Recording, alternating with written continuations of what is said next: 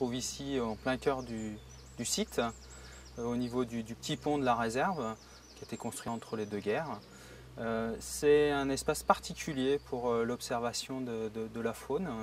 Au printemps, on va avoir toute la cohorte des libellules qui vont venir chasser et pondre. Mais surtout, ce qui se trame ici, il est au niveau du milieu aquatique, donc sous l'eau, où on va avoir toute la valse des carpes au moment de la fraie. Plus tard, ce sera l'accouplement des tortues. Et beaucoup plus tôt, en fait, en saison, le lac va être un attrait pour les batraciens, hein, donc tout l'ensemble des grenouilles et des crapauds. Principalement sur le lac, on va avoir les espèces qui ne sont pas prédatées par les poissons. Et sur les zones humides connexes, c'est-à-dire les petites mares, on va avoir toutes les autres espèces qui, elles, craignent la prédation des poissons.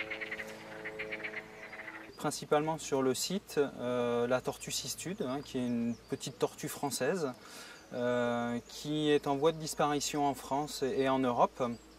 Elle est en compétition sur le lac de Saint-Cassien avec une tortue introduite d'Amérique, la tortue de Floride. Donc la tortue cistude d'Europe est une espèce qui est omnivore, hein, et plutôt aussi charognarde. Elle s'occupe d'épurer en fait le plan d'eau des animaux et des maladies. C'est un auxiliaire en fait de la pêche, du milieu aquatique. En fait l'éboueur du lac. À côté de ça, vu qu'elle est omnivore, elle va être aussi s'attaquer à un petit peu d'herbe, les algues essentiellement, aux alevins, notamment quand ils viennent juste de naître, hein, d'éclore.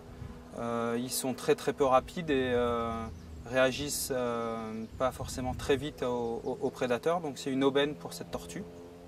En revanche, la tortue de Floride qui a été introduite il y a à peu près une vingtaine d'années sur le lac par des dépôts sauvages, c'est la petite tortue qu'on connaît dans les aquariums, hein, qui fait un peu plus d'une taille d'une pièce de 2 € et qui au fur et à mesure grossit.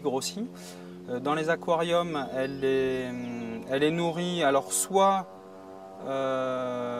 avec de la viande pour certaines, soit avec des espèces de farine animale à base de crevettes, enfin de déchets de poissons.